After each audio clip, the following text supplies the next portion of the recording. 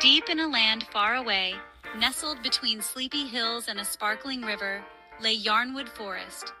It was a forest unlike any other. The trees in Yarnwood Forest were tall and twirled with colors. They looked like giant balls of yarn. Strands of pink, blue, and green hung from their branches, swaying gently in the breeze. The air in Yarnwood Forest was always warm and smelled sweetly of lavender and pine. Sunbeams peeked through the yarn-like leaves, painting dancing patterns on the forest floor.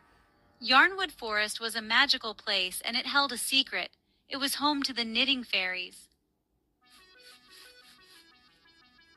The knitting fairies were tiny creatures with wings like shimmering dragonflies. They lived among the yarn trees, their little houses hidden in cozy nooks. These fairies were very shy and rarely seen by human eyes, but they had a special gift. The knitting fairies could take the colorful strands from the yarn trees and knit the most wonderful things. They knitted tiny socks for baby birds, warm scarves for the squirrels, and soft blankets for the sleeping deer.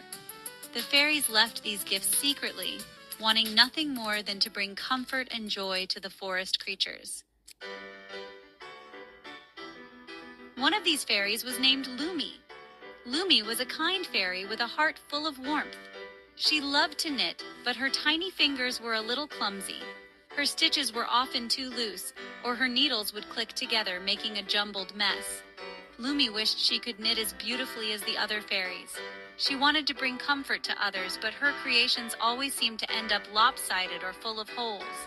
Lumi felt a little sad, but she never gave up. She kept practicing, hoping one day she would knit something truly special. One day, while looking into the magical pond that reflected images of the world beyond the forest, Lumi saw a young girl named Saya. Saya lived in a small village near the forest. She looked very tired and worried. Her grandmother, who she loved dearly, was sick. Lumi's heart filled with concern for Saya. She wanted to help. "I will knit a blanket for Saya," Lumi declared. "A blanket to keep her warm and to show her that someone is thinking of her." Lumi knew it wouldn't be easy. Knitting was still a challenge, but she was determined to make this blanket with all her love. She carefully chose the softest blue yarn from the yarn trees. It reminded her of the sky on a clear day, a symbol of hope.